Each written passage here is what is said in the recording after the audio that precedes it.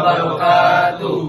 Perkenalkan, nama saya Akbar Khalid Mukti. Nama saya Ega Aditya. Nama saya Muhammad Rafi Ardiansyah. Nama saya Arif Putra Wibowo. Nama saya Muhammad Rizky Saputra. Nama saya Aryan Dika Kautsar.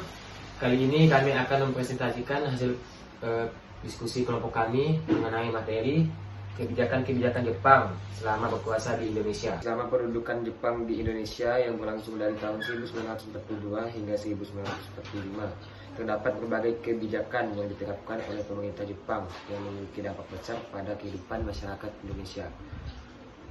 Kebijakan ini didorong oleh tujuan untuk mendukung perang Jepang di Asia dan juga untuk memperkuat cengkraman di wilayah yang mereka sebut sebagai Asia Timur Raya.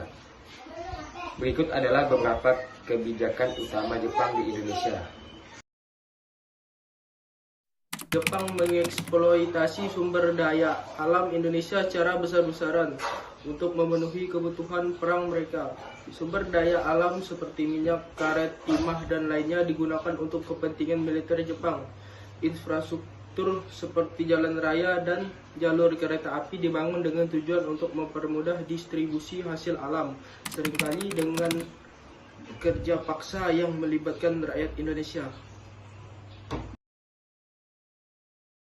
Untuk mendukung upaya perang, Jepang memaksa banyak orang Indonesia untuk bekerja di proyek-proyek infrastruktur seperti pembangunan jalur kereta api, pelabuhan, dan lain-lain.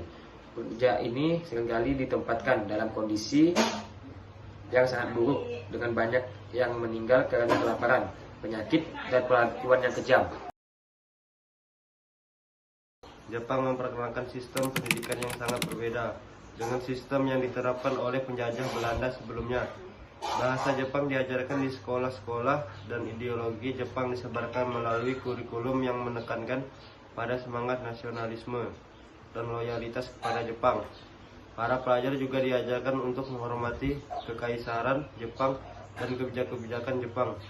Pendidikan ini juga berfungsi untuk mempersiapkan pemimpin-pemimpin yang setia kepada Jepang. Jepang membentuk organisasi militer lokal yang disebut PETA yang terdiri dari pemuda Indonesia yang dilatih untuk menjadi tentara. PETA awalnya dibentuk untuk membantu Jepang dalam perang, namun kelompok ini kemudian menjadi cikal bakal tentara Indonesia setelah proklamasi kemerdekaan. PETA memberi kesempatan kepada beberapa pemuda Indonesia untuk mendapatkan pelatihan militer dan membangun semangat perjuangan. Jepang menghapus pemerintah kolonial Belanda yang ada sebelumnya dan berusaha mengganti sistem pemerintah yang lebih pro-Jepang. Ini termasuk mengganti nama-nama kota dan wilayah serta memperkenalkan administrasi baru. Jepang juga berusaha untuk memanfaatkan ketidakpuasan rakyat terhadap pemerintah Belanda untuk mendapatkan dukungan. Jepang menerapkan kebijakan ekonomi yang sangat berat terhadap rakyat Indonesia. Misalnya, Jepang memberlakukan pengaturan distribusi pangan yang ketat, menyebabkan kelaparan dan kesulitan ekonomi bagi banyak orang Indonesia. Selain itu, Indonesia dipaksa untuk menyuplai kebutuhan pangan dan barang-barang untuk kepentingan perang Jepang.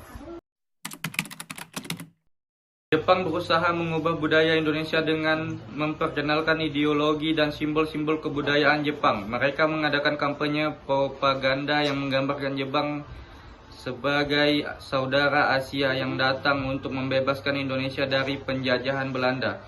Selain itu, mereka mempromosikan penggunaan bahasa Jepang dan nilai-nilai seperti disiplin, kerja keras, dan kesetiaan.